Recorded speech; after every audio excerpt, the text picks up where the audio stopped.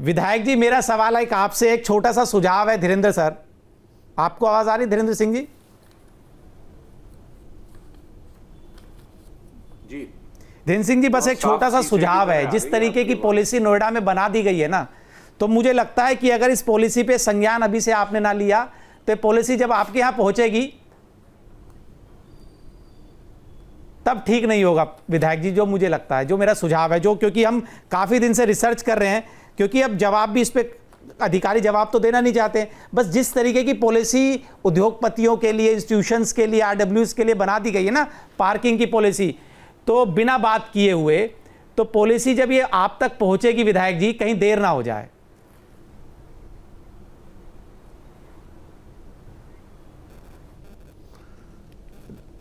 आर्य धीरेन्द्र सिंह जी, जसवंत सैनी जी राज्य मंत्री यूपी सरकार हमारे साथ जुड़े हैं। जसवंत सैनी जी, देखिए समस्या ये है अथॉरिटी की पार्किंग को लेकर। ठीक है, जहां मन हो पार्किंग बनाए। एक बार फिर से जुड़ने की कोशिश करेंगे। अनिल, आप अपना पूरा सवाल कीजिए धीरेन्द्र जी से। विधायक जी, उसकी ऑडियो में थोड़ी सी प्रॉब्लम आ गई थी। मैंने कहा था ये पॉलिसी आप तक ना पहुंच जाए, बहुत देर हो जाएगी। बीच में मत टोकिएगा। अगर कोई मंत्री भी आए तो उन्हें होल्ड कर दीजिएगा। ठीक है सर। अनिल जी बिल्कुल बताइए विधायक जी, हमारी उम्मीद आप ही से है। मेरी बात सुनिए पूरी। इस समस्या का मैं ही समाधान करवाऊंगा, और आपसे बात करते करते मैंने इसका पूरा कार्य योजना बना ली है। मेरा पहला प्रयास होगा कि मैं ये सरकार से लागू करवाऊंगा कि नोएडा और वहाँ आने वाले जो भी लोग हैं उन्हें ये पता हो कि नोएडा में कितने पार्किंग स्थल हैं। उन्हें ये पता होना चाहिए कि कहाँ कहाँ पार्किंग होगी और कितना शुल्क लगेगा, उसका ठेकेदार कौन है और कब तक उसका कॉन्टैक्ट है। और इसके लिए चूंकि आर्टिफिशियल इंटेलिजेंस का ज़माना है, मेरा प्रयास होगा कि एक बहुत बेहतरीन हम एप्लीकेशन डिज़ाइन कराने की तरफ बढ़ेंगे। जो असुविधा लोगों को हो रही है, हम तकनीक के माध्यम से उसे बहुत आसानी से सुलझा सकते हैं। किस पार्किंग में कितनी गाड़ियां खड़ी हो सकती हैं, यह भी तय किया जाना चाहिए। और मैं अनिल जी आप लोगों के साथ बैठूंगा, जो भी आपके सुझाव होंगे उन्हें अमली जामा पहनाने के लिए हमारा और आपका मकसद नोएडा और वहाँ आने वाले लोगों को सुविधाएं देना है। चूँकि हम एक अंतर्राष्ट्रीय स्तर के शहर हैं, हमने शहर बसाए तो हम अपनी जिम्मेदारी से बच नहीं सकते। मेरी सरकार इसीलिए अस्तित्व में है और मेरे मुख्यमंत्री का यही विज़न है कि हम वो बेहतरीन सुविधाएं जिससे लोगों का जीवन सुलभ हो सके, वो हम सुविधाएं नोएडा में और जो हमारे नए बसने वाले यमुना क्षेत्र के शहर हैं जहां अंतर्राष्ट्रीय एयरपोर्ट बन रहा है, वहां दें। इसकी दिशा में हमारे प्रयास भी जारी हैं। मैं सिर्फ आज आपको यकीन ही दिला सकता हूं, आपके साथ बैठकर हम समाधान की तरफ आगे बढ़ेंगे और मुझे पूरी उम्मीद है कि आने वाले समय में इसमें आपको सुधार नजर आएगा।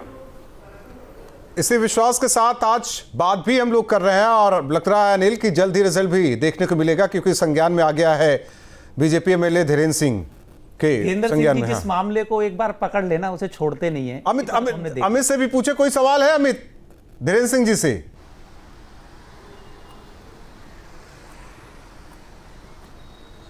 देखिए, नमस्कार विधायक जी।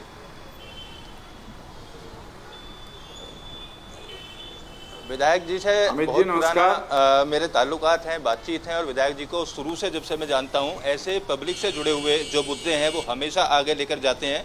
डीएनडी टोल पर शुल्क लगा करता था और लंबी लड़ाई विधायक जी ने उसके लिए लड़ी, धरना प्रदर्शन तमाम हुए, और आज की डेट में नोएडा से दिल्ली जाने का जो टोल टैक्स है वो पूरी तरीके से बंद पड़ा हुआ है। इसके अलावा किसानों के मुद्दों को लेकर लगातार आगे आए और काफ़ी लंबी लंबी लड़ाई लड़ी। उसी तरीके से पार्किंग का जो मुद्दा है, ये पार्किंग का मुद्दा हर आम आदमी से जुड़ा है, हर उस आदमी से जुड़ा है जो टू व्हीलर से चलता है, फोर व्हीलर से चलता है, दिन भर मेहनत करता है, अपने घर जाने में पार्किंग की वजह से लेट हो जाता है। विधायक जी, कितनी गंभीरता से लेने की जरूरत है इस पूरे मामले को?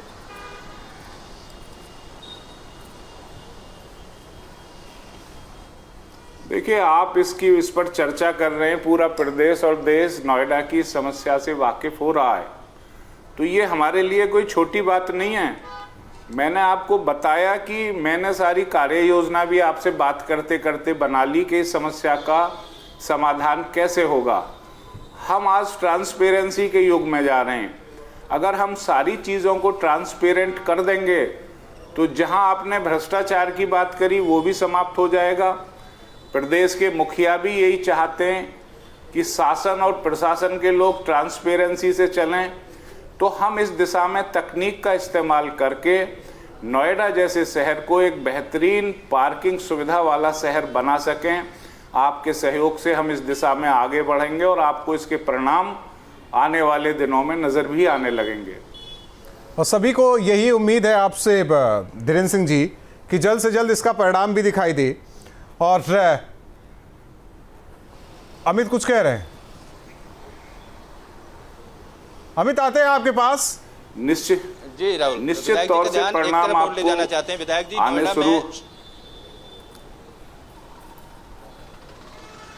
अमित बोलिए। जी विधायक जी, एक तरफ ध्यान आपका ले जाना चाहते हैं, अमित जी की नोएडा में आवाज चली सड़कों पर गई। पार्किंग ना हो, जाम ना लगे, उसको लेकर अरबों रुपया खर्च किया गया।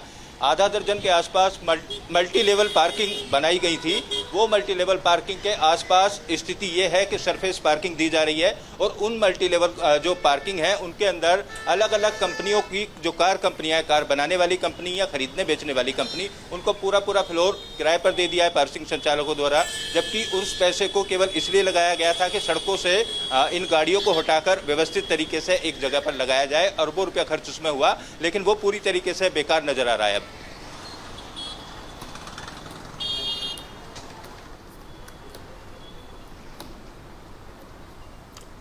देखिए, मेरी आवाज सुन पा रहे हैं आप?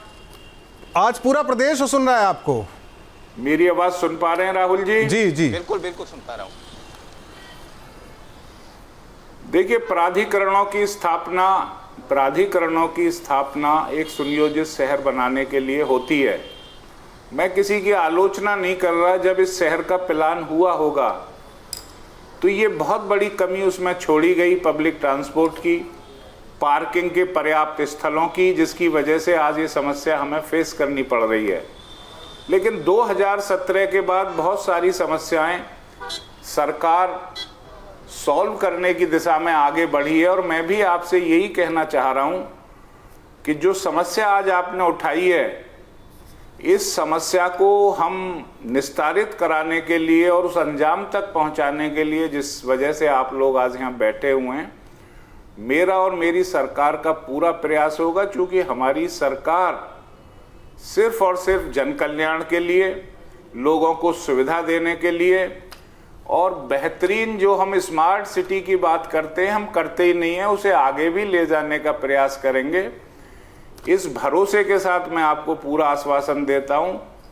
मैं अपनी पूरी क्षमता का उपयोग करते हुए और विशेषज्ञों से मशवरा लेते हुए एक ऐसी पॉलिसी हम पार्किंग के लिए लाएंगे जो पूरी तरीके से ट्रांसपेरेंट हो और हर व्यक्ति को पता चल सके कि मुझे नियरेस्ट अपनी गाड़ी कहाँ पार्क करनी है। मैंने इसीलिए आपको कहा कि एक एप्लीकेशन मैं यमुना प्राधिकरण के लिए बनवा रहा हूँ, जो चूंकि एयरपोर्ट शुरू हो जाएगा तो लोग आएंगे, उन्हें पता कैसे चलेगा हमें बस कहाँ से मिलेगी, कार कहाँ से मिलेगी। तो इस तरीके की एक एप्लीकेशन का सुझाव हम वहाँ के सीईओ के साथ बैठकर उन्हें देंगे। और देंगे क्या, बनवाएंगे। उनसे कहेंगे कि ट्रांसपेरेंसी के साथ सारे पार्किंग सिस्टम होने चाहिए, लोगों से कोई अवैध वसूली नहीं होनी चाहिए। हर स्थिति, पार्किंग का स्थान, कितनी गाड़ी खड़ी हो सकती हैं, कौन आदमी वहाँ है, कितना शुल्क लिया जाएगा। तो इन चीज़ों को जब हम ऑनलाइन कर देंगे तो बहुत सारी समस्याओं का स्वतः ही निराकरण हो जाएगा।